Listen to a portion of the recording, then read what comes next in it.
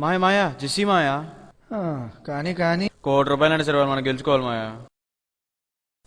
20 లక్షలు, 25 లక్షలు, 30 లక్షలు, 40 లక్షలు, 1 కోటి, 1 కోటి రూపాయి, 1 కోటి 10 లక్షలు. ఒరే అల్లుడు, 1 కోటి 10 లక్షల రూపాయి, 1 కోటి 20 లక్షలు. ఒరే ఒరే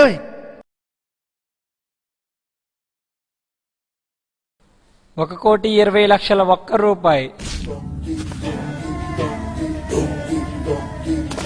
మాయా మన పొలం అమ్మితే ఎంత వస్తాయి? 50 లక్షల వాళ్ళకి రావచ్చమ్మా. 1 కోటి 70 లక్షలు, 1 కోటి 70 లక్షల రూపాయి. నీ మాయా మన షాపింగ్ కంపెనీస్ అమ్మితే ఎంత వస్తాయి? 80 లక్షలు వస్తాయి కానీ కొంపదీసి అది కూడా అమ్మకానికి పెట్టేస్తావేంట్రా? 2 కోట్ల 50 లక్షలు, 2 కోట్ల 50 లక్షల రూపాయి. మాయా మన ఇల్లు కారు అమ్మితే ఎంత వస్తాయి? ఒరేయ్ నీకు బుద్ధి ఉందా? నువ్వేం చేస్తున్నావు నీకు అసలు అర్థమవుతుందా? నువ్వు ఊరుకో మాయా, నీకేం తెలీదు. ఇది నా పెళ్లి సమస్య కాదు, నా లవ్ సమస్య కూడా. నువ్వు చెప్పకపోతే నేను చచ్చినట్లే. ఒక 50 లక్షలు వస్తుంది నాయన. 3 కోట్లు,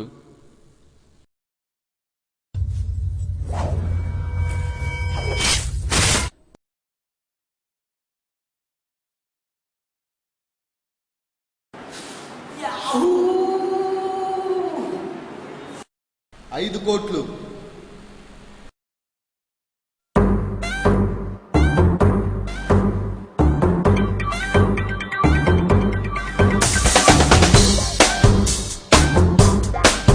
5 కోట్లు,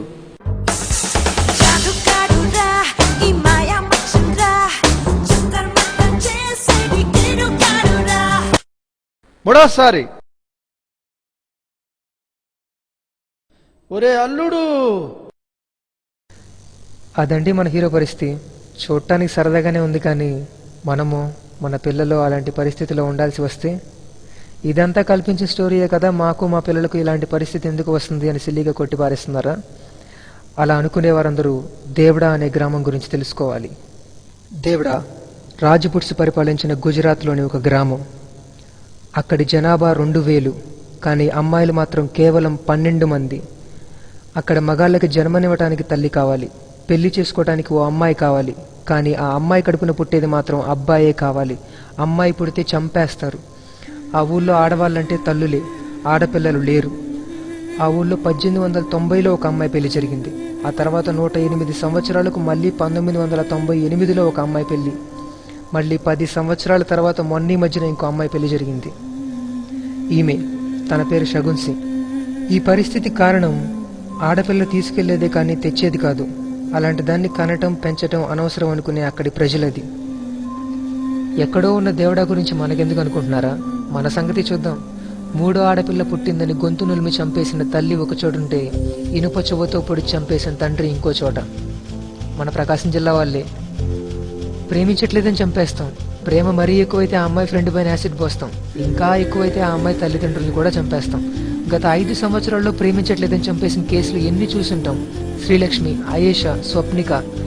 ఈ స్టైల్లో మాత్రం మన ఆంధ్రప్రదేశే ఫస్ట్. ఇవన్నీ చాలా ఉన్నట్లు అమ్మాయిలు వాళ్ళంతటి వాళ్ళే చనిపోయేలా ఈవిటీజింగ్, డౌరీ, సెక్సువల్ హెరాస్మెంట్. ఆడపిల్లని కామెంట్ చేయని వాళ్ళు మనలో ఎంతమంది ఉన్నారు? సాక్షి కథనం ప్రకారం మన ఇండియాలో ఏడాదికి అక్షరాల 4,27,00,000 మంది గర్భస్థ ఆడ శిశువులు, బాలికలు, మహిళలు మిస్ అవుతున్నారు. స్త్రీలపై జరుగుతున్న అమానుషమైన అగత్యాల వల్ల స్త్రీ పురుష జనాభా నిష్పత్తిలో ప్రమాదకరమైన అంతరం ఏర్పడుతుంది. ఎన్టీవీ రిపోర్ట్ ప్రకారం 2009లో వరకట్న వేధింపులకి చనిపోయిన ఆడవాళ్లు 219. ఒక్క రోజులో ఫైల్ అవుతున్న మహిళలపై వేధింపు కేసులు 55, గంటకి 2. ఒక్క రోజులో స్త్రీలపై జరుగుతున్న అత్యాచారాలు 5. ఇదంతా కేవలం హైదరాబాద్లోనే. ఇంకా ఏపీ పరిస్థితి ఏంటి?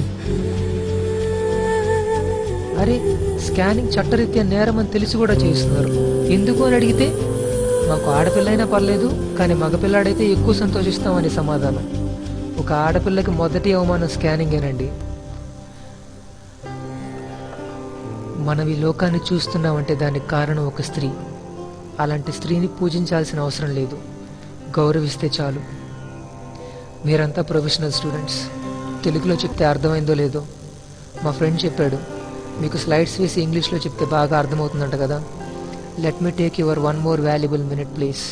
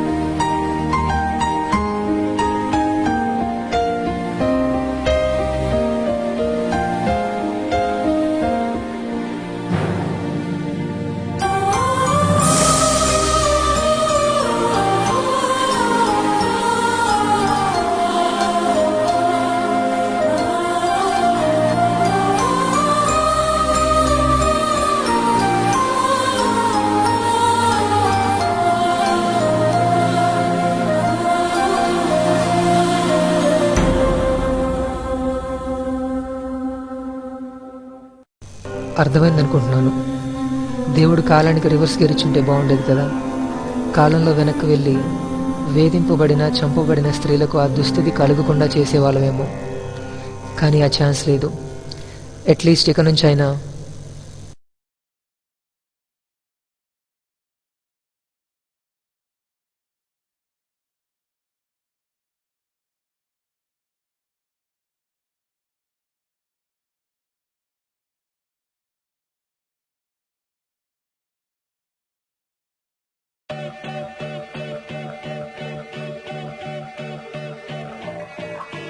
బాధ్యత నాకు అప్ప చెప్పింది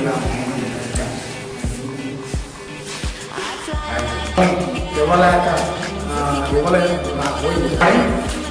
welcome to our Angels action centre.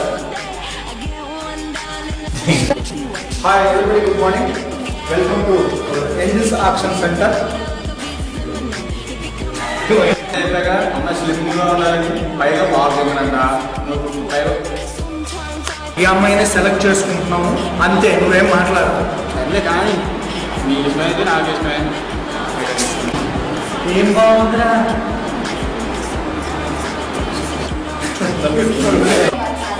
ఒకవేళ ఆడపిల్ల కూడా ట్రైనింగ్